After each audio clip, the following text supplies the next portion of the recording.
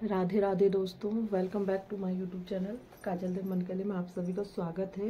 मैं ठीक हूँ और आशा करती हूँ कि आप सभी लोग भी ठीक होंगे। एंड आज मैं आपको बताने वाली हूँ कि मतलब मुझे कमेंट आ रहा है।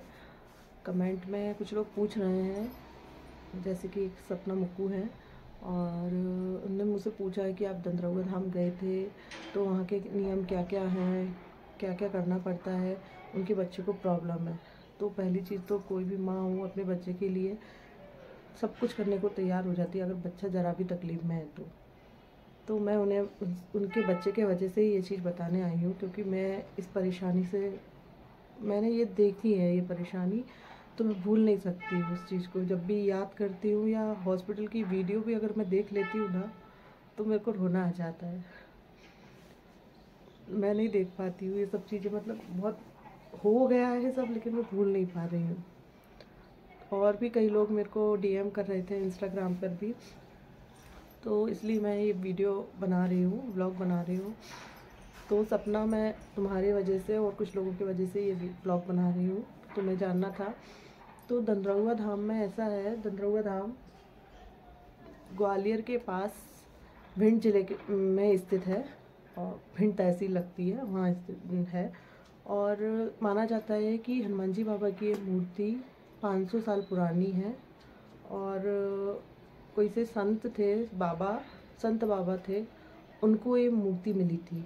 और ये मूर्ति हमेशा सखी रूप में रहती है। आपने देखा होगा दंतरौगा धाम के जो बालाजी महाराज हैं, तो एक नृत्य टाइप की पोशाक पहनते हैं, तो वो सखी रूप में है, सखी रूप में वहाँ पे विराजमान है इसलिए। और ये मूर्ति 500 साल पुरानी है ऐसा मानते हैं। वहाँ के जो संत हैं अभी वर्तमान में, श्री रामदास संत जी, उनका ऐसा वो है अनुभव, वो बताते हैं कि वहाँ से जो विभूति लोगों को वितरित कर रहे हैं, बांट रहे हैं, तो उससे सबके रोग तकलीफ़ें दूर हो रहे हैं और हुआ भी है। मेरा खुद का अनुभव है। मेरा बच्चा, कोई छोटी बात नहीं होती है, ब्रेन का ऑपरेशन, वो भी 2.5 साल का बच्चा, 2.5 साल का बच्चा जिसका वेट भी कम, जिसमें ब्लड की कमी, हीमोग्लोबिन भी बहुत ही कम था मेरा बच्चे का। तो ऐसी इतनी सारी कॉम्प्लिकेशन के बाद अगर सब चीज़ें सफल हुई हैं, तो कहीं ना कहीं ईश्वर का आशीर्वाद ही है, ठीक है। और बाकी मुझे आप सभी लोगों से बहुत प्यार मिला है, आप सभी लोगों की प्रेम मिली है मेरे बच्चे के लिए, जो आज सब चीज़ें अच्छी हो गई हैं, अच्छे से उसका ऑपरेशन हो गया है, वो ठीक हो गया है। कितनी बड़ी मुसीबत से, मतलब मैं ये मानूंगी कि दूसरा जीवन उसे मिला है। तो बहुत ही अच्छा धाम है, दर्शन करके बहुत अच्छा लगता है। और वहाँ से बिगड़े काम भी बन जाते हैं सभी के, दुख बीमारी, माना जाता है कि कैंसर जैसा रोग, किडनी रोग, बहुत सी परेशानियाँ वहाँ पे ठीक हो जाती हैं। और मैं भी इसी उम्मीद से वहाँ गई थी। मैं कुछ नहीं कर रही थी, मैं रात को हॉस्पिटल में बहुत डर गई थी। ऑपरेशन जैसे जैसे बच्चे का नज़दीक आ रहा था, मुझे वैसे वैसे बहुत डर लगता जा रहा था कि मैं अब क्या करूँगी, क्या कुछ हो ना जाए, इसको होश आएगा कि नहीं आएगा। क्योंकि वहाँ पे हॉस्पिटल में हमने ऐसे पेशेंट भी देखे थे कि उनको कम से कम 15-15 दिन होश नहीं आया है। 15-15 दिन होश नहीं आना, ऐसी सिचुएशन देखना मेरे को बड़ा डर लगता था बच्चे का। एक बच्चे को कम से कम 4 दिन में होश आया था वहाँ पे। तो मैं अपनी हालत क्या बताऊँ, मैं कुछ नहीं बता सकती, बस मेरे को रोना आ जाता है। बाकी आप सबको पता ही है कि किन हालातों से मैं गुजरी हूँ अभी, मैं और मेरा बच्चा, मेरा परिवार। तो बस कि वहाँ जाना है तो बहुत ही अच्छा है, वहाँ जाओ। वहाँ 5 मंगलवार करने रहते हैं। वहाँ के नियम मैं आपको बताती हूँ कि क्या क्या नियम है। सपना, तुम पूछ रही थी, तो वहाँ के नियम ये है कि वहाँ ऐसे जाते हैं, दर्शन करो, मंदिर में घूमो, प्रसाद खाओ। वैसे कोई खास नियम नहीं है, बिल्कुल सरल है, सिंपल है, जो हम कर सकते हैं। 5 मंगलवार पूर्ण करने रहते हैं। और 5 मंगलवार में वहाँ पे वो कुछ स्थान है, पीपल का वृक्ष है, और भी देवी देवता का स्थान है, श्री राम जी का मंदिर भी है, बहुत से, और भी माता रानी शंकर भगवान का भी मंदिर है। तो पीपल का जो वृक्ष है वो काफ़ी पुराना है, माना जाता है कि बहुत ही पुराना है। और उसके परिक्रमा करने रहते हैं, पीपल के वृक्ष के 7 परिक्रमा वहाँ करना। तो पीपल के पेड़ की जो परिक्रमा करना रहती है वो 7 करना रहती है। 7 परिक्रमा करना है, बाबा से विनती करना है अपनी मनोकामना पूरी करने के लिए। और हो सके तो जिसके लिए आप जा रहे हो, अगर वो स्वस्थ है, ठीक है, जो भी बीमार है, रोगी है, जिसके लिए आप जा रहे हो, तो कोशिश करना कि उसे आप लेके जाओ, तो और ज़्यादा अच्छा रहेगा कि वो दर्शन करें। और वहाँ पे गुरुजी हैं, उनसे मिलो, वो बताएंगे आपको कि हमने, मतलब आप उनको बताना कि हम ये मनोकामना लेकर इस चीज़ के लिए आए हैं।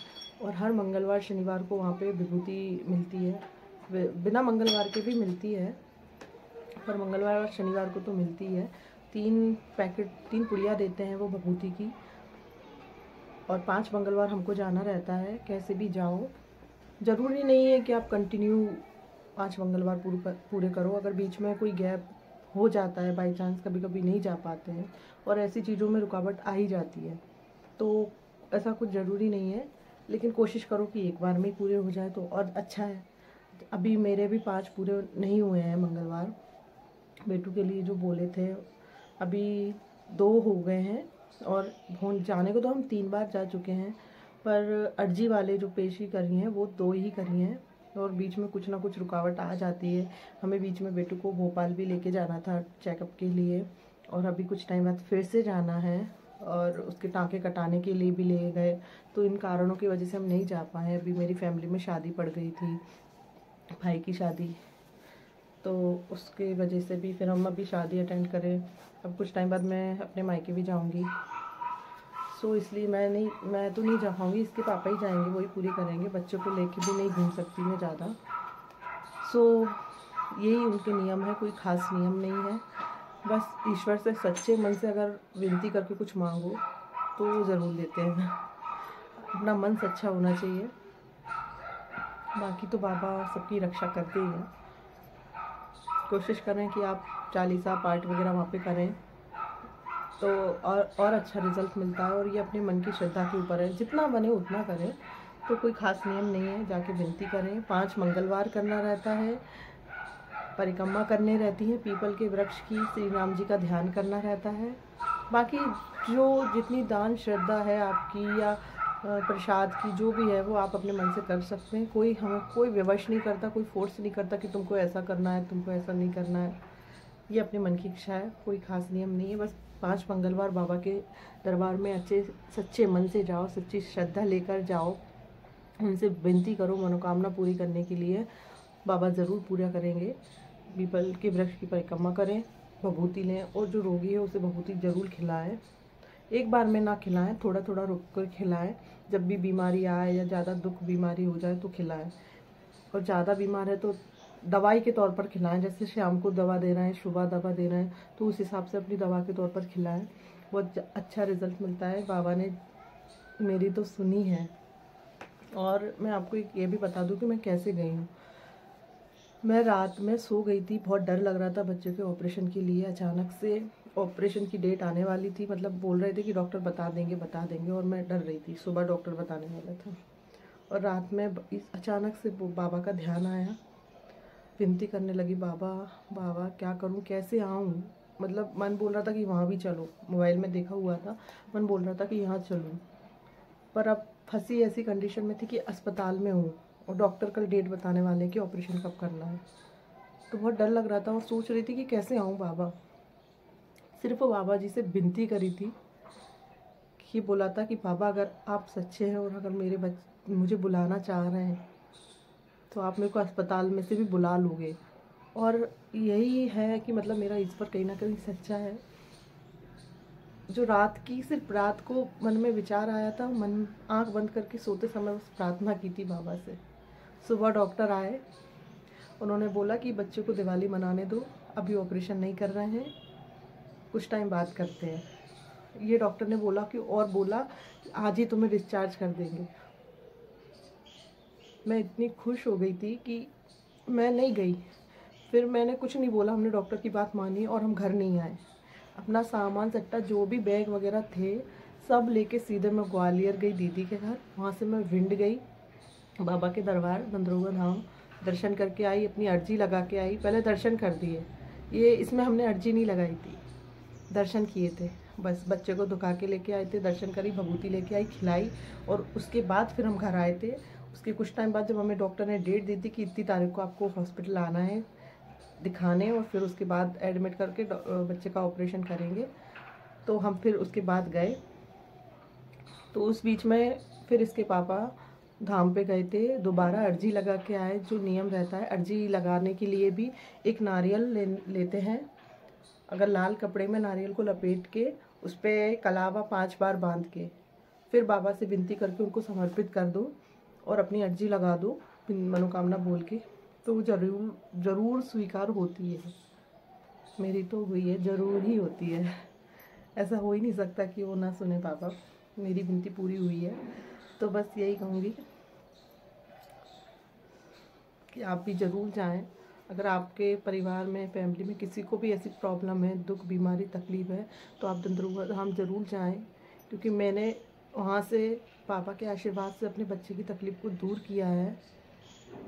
और पता भी नहीं चला मुझे कि कितने पिछले 1 साल से मैं परेशान हो रही थी बच्चे के ट्यूमर से। ये दवाई, वो दवाई, सब चीज़ें कर ली थी। लेकिन जब हॉस्पिटल पहुंची ऑपरेशन के लिए तो बहुत डर लग रहा था। वहीं पे बाबा का ध्यान आया और ऐसे सुनी बाबा ने कि उसी रात मैं ग्वालियर के लिए निकल गई। पिछली रात को मैं सोच रही थी और दूसरी रात को मैं सफ़र में थी। तो ये तो ईश्वर का चमत्कार ही है। सो बस इस तरीके से मैं दंतरुआ धाम के ये नियम हैं, ऐसे मैं गई थी। और ये जो नियम मैंने आपको बताया है, यही नियम है और कुछ भी नहीं है। बाकी तो अपने आत्मा से, अपने मन से ईश्वर का नाम लो, चिंतन करो, वो भी बहुत बड़ी चीज़ होती है। बस मन सच्चा हो, श्रद्धा सच्ची हो, तो भगवान क्यों नहीं सुनते, सबकी सुनते हैं। तो आशा करती हूँ आपको ये ब्लॉग अच्छा लगा होगा, और मेरे इस ब्लॉग से आपको काफ़ी जानकारी मिली होगी दंतरुआ धाम की। सो मुझे आप लोगों के प्यार की बहुत नीड रहती है। मेरे चैनल को सब्सक्राइब करें, सपोर्ट करें, शेयर, लाइक, कमेंट सब करें। मुझे काफ़ी ज़रूरत रहती है आप लोगों के प्यार की। सो अपना प्यार बनाए रखें। Bye bye.